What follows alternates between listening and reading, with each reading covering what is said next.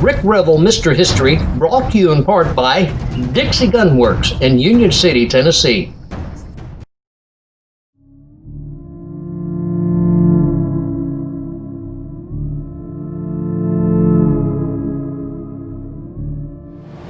I'm here today at the Meadows Hotel with Jeff Campbell, and we have quite the interesting story.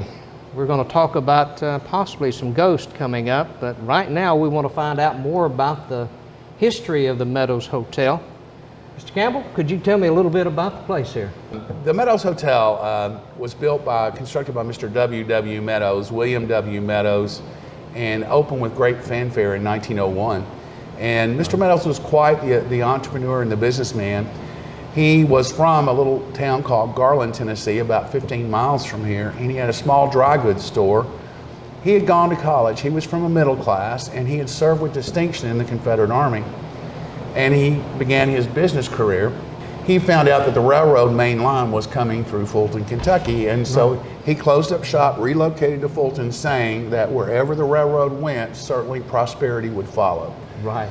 So fast forward, in 2016, I was fortunate enough to acquire this old building, and not knowing what I was really going to do with it. And on the day I closed, I walked in, went upstairs, and there were still original rooms intact that hadn't been touched since 1933, when the big fire hit and destroyed most of the building. But this part was intact? But this part was still intact, but it had since been turned into an auto parts store. Okay.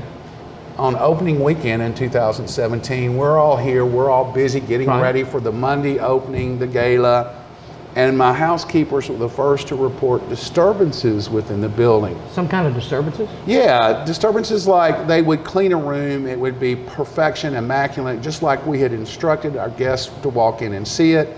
They would forget a roll of toilet paper. They'd run down the hall, get the roll of toilet paper, come back, and the room would be in shovels. Duvet covers thrown off the beds, pillows thrown on the floor. You're kidding. No. And so they said, Jeff, there's something weird happening in this building. I'm like, oh, that's one of your fellow housekeepers. They're just playing a trick on you. Sure, that's what you'd think. Right.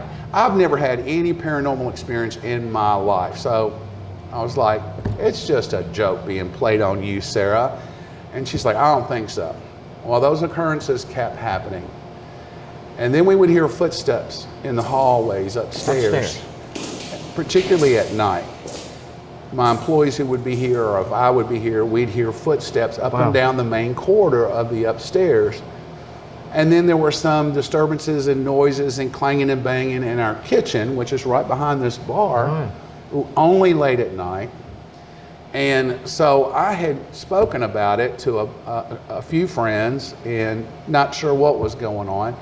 And he said, well, I know this lady who's a psychic. Let me bring her by. And I said, okay. So he did. She spent a couple hours here, and she picked up two spirits, Ben and Ann. Wow. Ben was the shoe shine man at the Meadows Hotel for 40 years, working for Mr. Meadows. Wow. And he would walk the halls at night, and if people let one of their shoes shine, they left them out by the door. He was the man to do it. He was the man to do it. And he would pick up their shoes, take them and shine them, and then deliver them back by the door before they awoke the next morning. Wow. And she said that Ben was a very distinguished, elderly, African-American gentleman that worked here all of his life and loved the Meadows. And so when he died, his spirit didn't want to leave, and so it stayed. Right.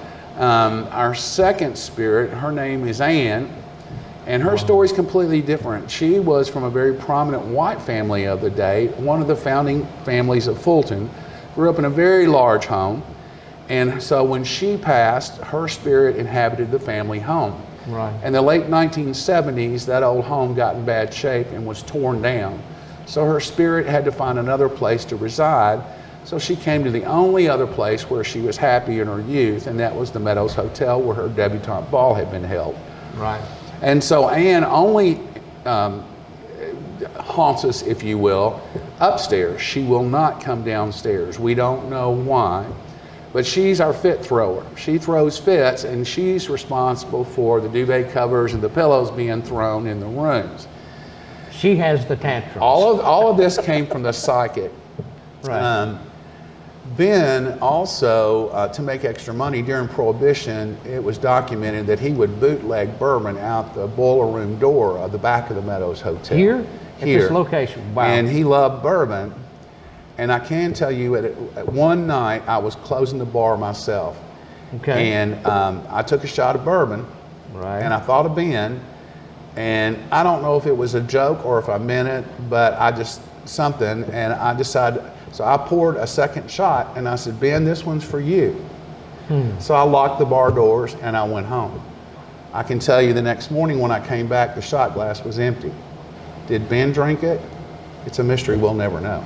And that's the mystery of the Meadows Hotel.